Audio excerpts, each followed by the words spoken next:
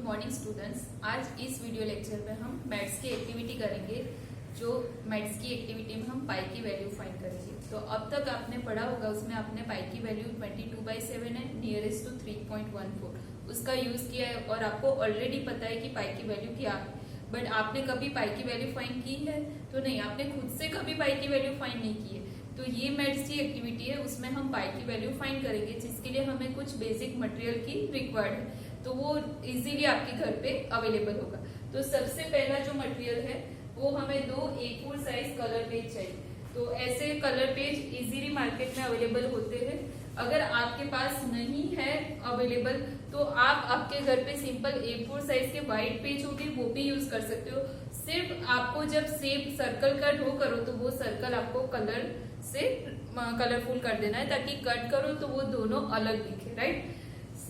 उसके बाद second material जो रिक्वायर्ड है फेविकॉल और फेविस्टिक। तो उसको चिपकाने के लिए हमें आपके घर पे जो भी ग्लू अवेलेबल है वो चलेगा। उसके बाद सीजर, तो वो सबके घर पे अवेलेबल होती है। देन राउंडर एंड प्रोटेक्टर, ये दोनों मैथ्स के इक्विपमेंट है। तो राउंडर एंड प्रोटेक्टर सबके कंपास में अवेलेबल होता है, राइट। और अगर नहीं भी है तो आपके आसपास में कोई भी छोटा बच्चा हो या घर पे कोई छोटा मीन्स भाई या बहन पढ़ती हो तो उसके पास से भी इजीली अवेलेबल हो जाएगा। तो इजीली आप ये एक्टिविटी घर पे कर सकते हो। अब एक्टिविटी स्टार्ट करते हैं। तो एक्टिविटी में वैल्यू ऑफ पाई हम बाय यूजिंग सर्कल फाइंड करेंगे, राइट। तो सबसे पहले हमें क्या करना है, स्टेप वाइज हम लोग आगे जाएंगे। तो स्टेप 1 आपको 7 सेंटीमीटर रेडियस का सर्कल ड्रॉ करना है। तो आपके पास राउंडर है तो स्केल से आपके पास ऐसी स्केल होगी, वो स्केल में 1 2 3 4 5 6 7 ऐसे सेंटीमीटर ड्रॉ किए होंगे। तो यहाँ से आपको राउंडर से 7 सेंटीमीटर का नाप लेना है और उसको 7 सेंटीमीटर का रेडियस का सर्कल आपको ड्रॉ करना है। तो यहाँ पे मैंने ऑलरेडी सर्कल ड्रॉ करके रखा है। ये एग्जैक्टली 7 सेंटीमीटर का नहीं है, बट हम लोग इमेज कर रहे हैं कि ये 7 सेंटीमीटर का रेडियस का सर्कल है, क्योंकि बोर्ड पे तो 7 सेंटीमीटर का बहुत छोटा आएगा जो आप विजिबल नहीं कर सकते, इसलिए मैंने रैंडमली ड्रॉ किया। तो ये 7 सेंटीमीटर रेडियस का सर्कल है।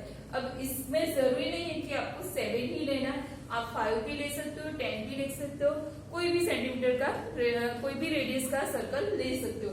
बट हमने 7 क्यों लिया है, तो जब कैलकुलेशन करेंगे उस टाइम पे मैं आपको ये बताऊंगी कि 7 क्यों लिया है, राइट। तो यहाँ पे 7 सेंटीमीटर रेडियस का सर्कल आप सबसे पहले ड्रॉ करोगे।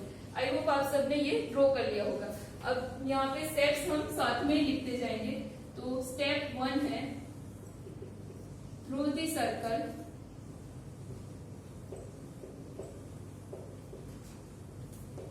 With 7 centimetre radius, right. Step 1 clear हो गया। अब स्टेप 2 आपको क्या करना है, तो स्टेप 2 है ये जो सर्कल है उसको हमें 12 पार्ट में डिवाइड करना है और वो 12 पार्ट इक्वली होने चाहिए, राइट। तो इक्वली कैसे डिवाइड करेंगे, तो ये जो हमारा पूरा सर्कल है, होल सर्कल, वो कितने डिग्री का होता है, 360 डिग्री, राइट। तो 360 डिग्री का सर्कल है, उसको आपको 12 पार्ट में डिवाइड करना है। तो 360 डिवाइड बाई 12, तो एक एंगल कितने डिग्री का आएगा, 30 डिग्री का, राइट।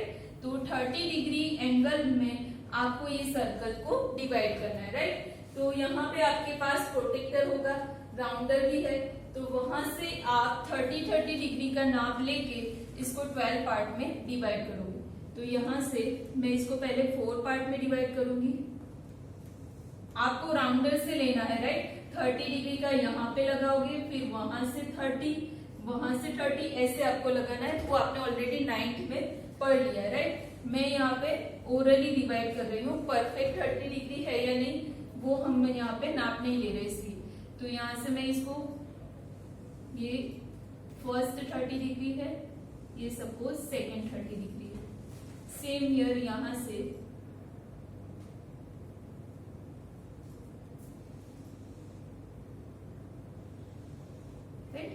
तो ये मेरे ऊपर वाले 6 पार्ट हो गए। सेम या नीचे 6 पार्ट, तो यहाँ से फर्स्ट, सेकेंड एंड थर्ड, उसके बाद first, second and third, right. तो टोटल 12 पार्ट में मुझे इसको डिवाइड करना था। तो यहाँ पे स्टेप 2 है, divide the circle in 12 parts, means 360 degree divide by 12 means 30 degree angle के साथ आपको इसको डिवाइड करना है, राइट। तो ये हर एक जो एंगल आपका बनेगा वो 30 डिग्री होना चाहिए। तो आप प्रोटेक्टर से बाद में यहाँ पे जो आपका एंगल आपने ड्रॉ किया वो राइट है या रॉन्ग वो भी आप चेक कर सकते हो, राइट। तो अब 30 डिग्री एंगल के साथ आपका 12 पार्ट में डिवाइड होगा।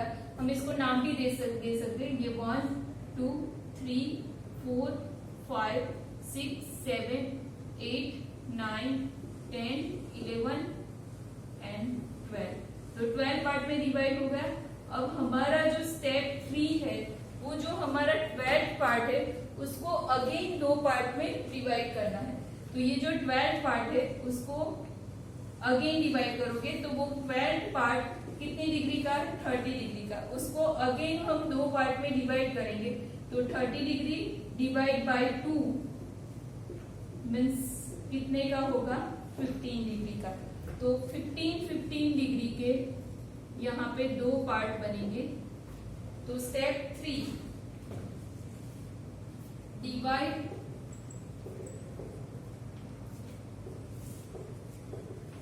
the 12 part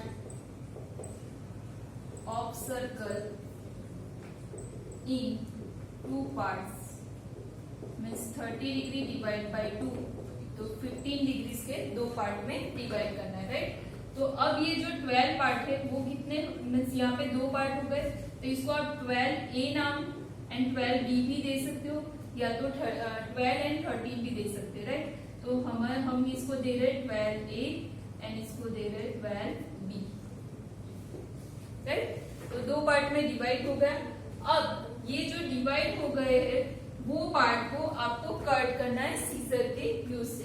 तो ये 12 पार्ट को आप डिवाइड करने के लिए आपने जितना भी करना था वो सब कुछ राउंडर और प्रोटेक्टर के यूज से डिवाइड कर लिया। अब आपको एक एक पार्ट को अलग करना है by using the scissor, right. तो एक एक पार्ट को आप कट करोगे तो कट करने के बाद आपको ऐसे शेप के एक एक पार्ट मिलेंगे, राइट। कोई ऐसा मिलेगा, सबके शेप इक्वल है, सिर्फ लास्ट वाले 2 है वो थोड़े थीन होंगे, राइट। तो हर एक को आप डिवाइड करोगे। डिवाइड करने के बाद आपको एक एक पार्ट को नंबर इसीलिए दिए हैं ताकि आपके पार्ट कहीं पे मिस हो जाए तो आपको पता चल जाए, राइट। तो अब आपने पार्ट्स को कट कर लिया। कट कर लेने के बाद उसको आपको अरेंज करना है, राइट। तो आपके पास ऐसा A4 साइज का पेज होगा तो उसमें आप इसको अरेंज करना स्टार्ट करोगे। तो विथ ग्लू स्टिक आप इसको अरेंज करोगे, राइट। तो उसमें आपका फर्स्ट पार्ट यहाँ पे आप लगाओगे ऐसे, राइट। तो ये आपका फर्स्ट पार्ट है। देन सेकेंड पार्ट ऐसे, और ये ध्यान रखना कि इसमें बिल्कुल भी बीच में गैप नहीं रहनी चाहिए। अगर गैप रह गए तो आपकी पाई की वैल्यू जो आएगी उसमें एरर आ जाएगी, राइट। तो यहाँ पे आप जितनी भी गैप वहां पे छोड़ोगे उतनी आपकी वैल्यू में करेक्शन आपको पता चलेगा कि आपकी वैल्यू में इतनी वैल्यू कम आ रही है या ज्यादा आ रही है, राइट। तो ऐसे आपने कट किए हुए पार्ट को एक एक पार्ट को आप अरेंज करोगे, राइट। तो यहाँ पे मैं पार्ट अरेंज करती जा रही हूँ, आप मेरे साथ ही आपके पेज में इसको अरेंज करना, राइट। तो ये हमारा फर्स्ट पार्ट था, ये second, third, fourth, fifth, six, 7 part तक हम आ गए। फिर सेम ईयर 8 पार्ट,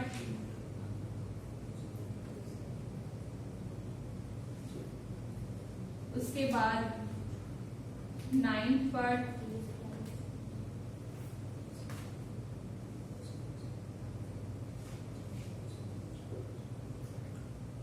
के बाद 10th पार्ट,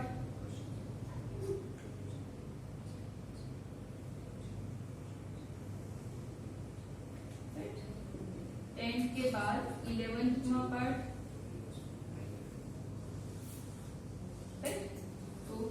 11 तक के पार्ट आप यहाँ पे अरेंज कर लो। अब आपके 12 वाले दो पार्ट है ए एंड बी, तो उसमें से एक को आपको यहाँ पे रखना है और एक को आपको यहाँ पे रखना है। क्यों? क्योंकि आपको परफेक्ट रेक्टेंगल बनाना है, बट आपका परफेक्ट रेक्टेंगल में कितनी एरर आ रही है, यहाँ पे छोटी सी और यहाँ पे छोटी, तो वो आपको ये ए एंड बी को रख देने से आपका परफेक्ट रेक्टेंगल वाला शेप बन जाएगा, राइट।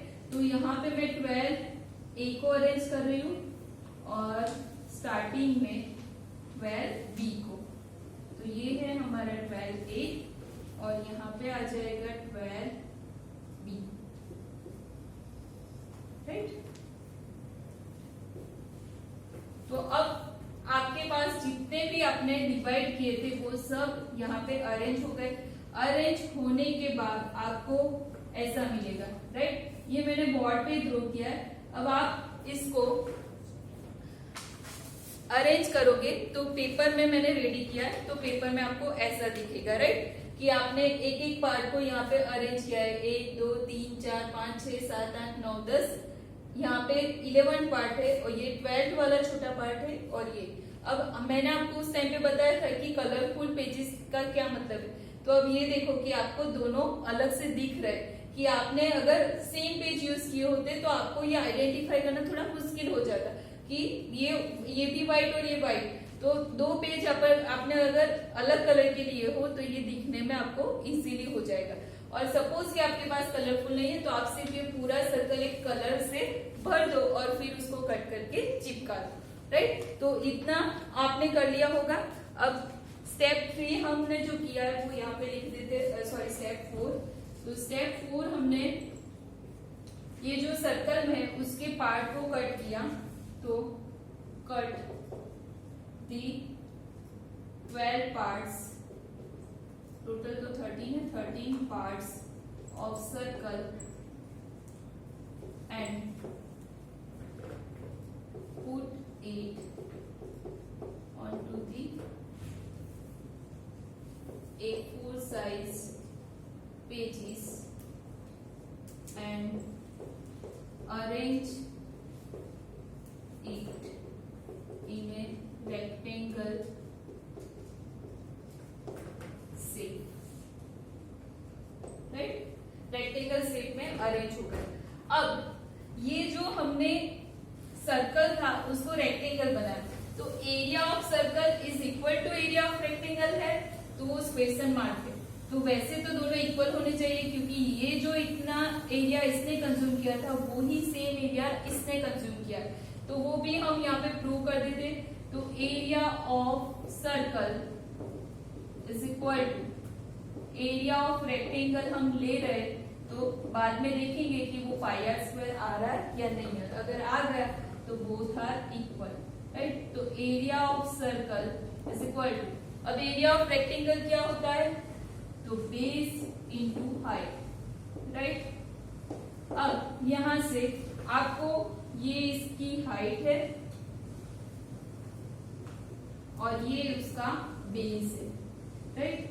तो ये बेस उसका है, वो क्या है, सर्कल की रेडियस है, क्योंकि ये जो लेंथ है वो ही सेम लेंथ यहाँ पे आएगी, राइट। तो बेस आपका जो है वो क्या है, रेडियस, अरे सॉरी हाइट जो उसकी है वो है हमारी रेडियस, राइट। और ये वाला जो पार्ट है उसका बेस, वो पूरा ये सर्कल को आप ऐसे सर्कल है तो उसको आप पूरा खोलोगे तो आपको ऐसे खुलने के बाद ऐसे मिलेगा, राइट। मीन्स ये पूरी उसकी सरकमफरेंस, राइट।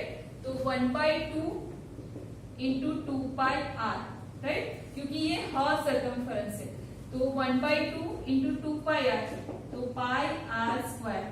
तो आपको एरिया ऑफ सर्कल मिल रहा है, means area of circle and area of rectangle, यहाँ से आपने प्रूव किया बोथ आर सेम। अब हमारा जो क्वेश्चन है वो आपको क्या फाइंड करनी है, value of pi, not area of circle. तो यहाँ से हमने लिया कि बेस इक्वल टू आपका जो बेस है, कैलकुलेशन हम करते हैं यहाँ पे, तो कैलकुलेशन ऑफ पाई, तो बेस इक्वल टू क्या है, pi into r, right. But r आपकी क्या है, हाइट। ये हमने देखा ना कि ये जो रेडियस है वो ही इसकी हाइट है। तो पाई इंटू हाइट, राइट। तो पाई की वैल्यू आपको क्या मिलेगी, pi is a base upon height. अब नेक्स्ट स्टेप आपको क्या करना है, इसका बेस फाइंड करना है स्केल से और इसकी हाइट फाइंड करनी है। अब हाइट आपको क्या मिलेगी, जो रेडियस है वो ही मिलेगी। तो रेडियस आपने क्या ली है 7 सेंटीमीटर, तो 7 सेंटीमीटर मिल गया। अब बेस आपको फाइंड करना है, आपका बेस नियरेस्ट टू 22 सेंटीमीटर आएगा। अगर आपने यहाँ पे कोई भी गैप नहीं छोड़ी और आपने एक्टिविटी बहुत ही अच्छी तरीके से कोई भी एरर के बिना की है तो 22 सेंटीमीटर ही आएगी। बट सपोज आपने यहाँ पे थोड़ी थोड़ी गैप वहां पे रखी है तो आपकी ये जो लेंथ है उसमें एरर आएगी, तो वो आपकी 22.2 ऐसे नियरेस्ट आएगी। वो भी गलत नहीं है, नियरेस्ट आएगी तो यहाँ पे आपने थोड़ी थोड़ी जगह छोड़ी है, वो आपकी एरर होगी, राइट। तो पाई इज इक्वल टू 22/7 जो वैल्यू आपको फाइंड करनी थी वो आपको मिल गई। अब मैंने आपको वहां पे बताया था कि ये हमने 7 सेंटीमीटर क्यों लिया, तो राइट, तो ये मैंने इसीलिए क्योंकि यहाँ पे हमारी जो वैल्यू है वो एज इट इज पाई जैसी मिले, इसलिए। अगर सपोज यहाँ पे आपने 5 लिया होता तो भी कोई बात नहीं, तो ये वैल्यू आपकी 15 मीन्स उसके नियरेस्ट मिलेगी कि वैल्यू 3.14 आए, राइट। तो 5 सेंटीमीटर लोगे तो भी चलेगा, बट आपने 7 ली तो एग्जैक्टली आपको ऐसा मिलेगा कि 22/7 जैसा फ्रैक्शन मिलेगा। तो अब लास्ट स्टेप है वो यहाँ पे लिख लेते हैं स्टेप 5। तो आपने रेक्टेंगल शेप में अरेंज कर लिया, then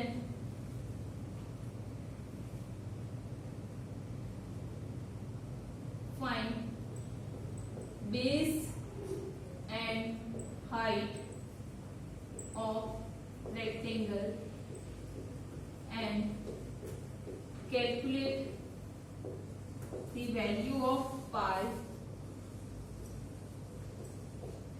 by using the formula